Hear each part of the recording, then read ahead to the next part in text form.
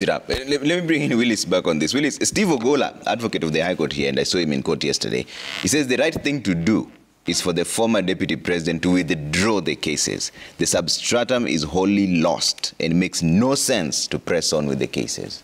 Do you agree? You know, I will not agree with the call to withdraw, but it's true that the substratum of the case is essentially now lost. So what's the point of keeping it? What is the point of keeping it, as you will not, is that for Rigathi Gachagua, politically, you will not want to get to a point where his fate is sealed. Hopefully, as long as the cases stay in court, he may have a chance probably to contest for elections in the future, even if his case is determined at the time when the next elections are called. So I will not politically advise him to withdraw the case, but the reality of it is that those who are in support of what has been done to Kindiki, in terms of facilitating it, they will not wish to be called back to court, because there's something that Kindiki lacks today. Professor Kindiki lacks what we call regime legitimacy. A process that a court does when it hears any case, it confers on a regime what we call regime legitimacy. These court processes, and even starting from the National Assembly to the Senate and now to the court, has exposed a lack of legitimacy in the ascendancy as deputy president of Kithure Kindiki.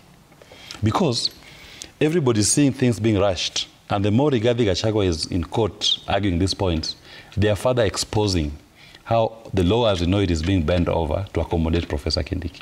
Parliament is being brow-beaten to accommodate Professor Kindiki.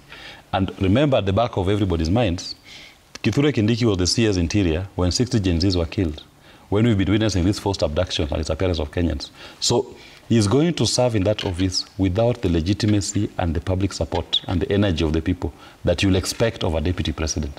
And going forward, without that kind of public support and goodwill from the people, you'll also see him facing the same challenges. Because in as much as he's going to become deputy president, the problems that led the young Kenyans to the streets are still there. If anything, they've increased. Shift share is still failing. We have chronic patients who cannot access health services, yet they are fully paid up in NHIF, just because you can't transit. We have university lecturers going on strike. Students cannot pay, cannot access funding for university. You have UHC workers, health workers, who have not been paid their full salary for 6 years. They are on half salary for the last 6 years that they've served. You have JSS that is... So our problems, the cost of living is still high, are still there. And Kithure Kindiki has essentially just moved in to move from being the one who superintended over the police that was killing Gen Zs to now become the deputy president overseeing all this rubric of government. And he will not have the legitimacy and goodwill that you'll expect of somebody holding that particular office. And the final point is this. When all this is happening, ask yourself for Rigathi Gachagua. Probably there's a silver lining in every challenge. Maybe you should consider that maybe I've just been saved. So that in future, we will not be saying that Rigathi Gachagua was part of the pain of a failed regime that was Kenya Kwanza. If anything, they removed him. And he should thank his God that they said, you're not part of us. Probably he may use it in future, or even when he's in retirement, to say, I was not part of them, they even removed me from their failures. Okay. Do you agree with Steve Ogola